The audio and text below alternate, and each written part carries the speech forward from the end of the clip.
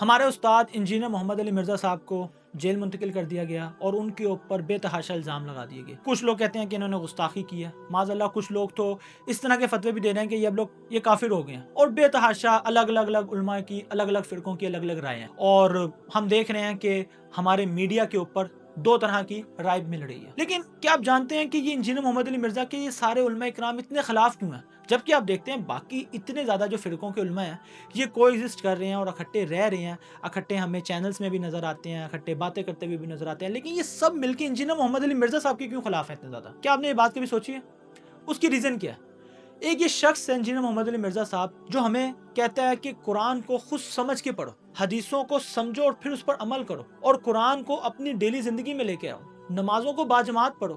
نہ ہم سے اس چیز کے لیے کوئی چندے لیتا ہے, نہ ہم سے کسی طرح کی کوئی امداد مانگتا ہے, نہ ہی اس نے اپنی کوئی 2 اینٹ کی مسجد الگ بنا کے رکھی ہوئی ہے. لیکن پھر بھی یہ سارے علماء اتنے اس کے خلاف کیوں ہیں؟ اس کی ریزن یہ ہے کہ ان کو لگتا ہے کہ یہ ہم سب کو پیچھے چھوڑ کے مسلمانوں کو صحیح طرف کی ڈائریکشن دے رہا ہے, اس صحیح دین کی جو اللہ کے رسول نے ہمیں حکم دیا تھا, اور اس چیز کے لیے وہ دنیاوی ہم سے کوئی لالچ نہیں رکھتا. اسی وجہ سے ہم دیکھتے ہیں آئے دن کوئی نہ کوئی ان کے اوپر کوئی فتوے لگا رہا ہوتا ہے, کوئی ان پہ گستاخی لگا رہا ہے, ساری چیزیں چلتی رہتی. اور مجھے انشاءاللہ ابھی بھی امید ہے کہ اللہ کے حکم سے یہ جس طریقے سے یہ سارے معاملات ہیں یہ اپنے انجام کو پائیں گے. انجینئر محمد علی مرزا صاحب خیر و عافیت سے عزت کے ساتھ واپس ہمیں اپنے جو اکیڈمی ہے ادھر نظر آئیں گے.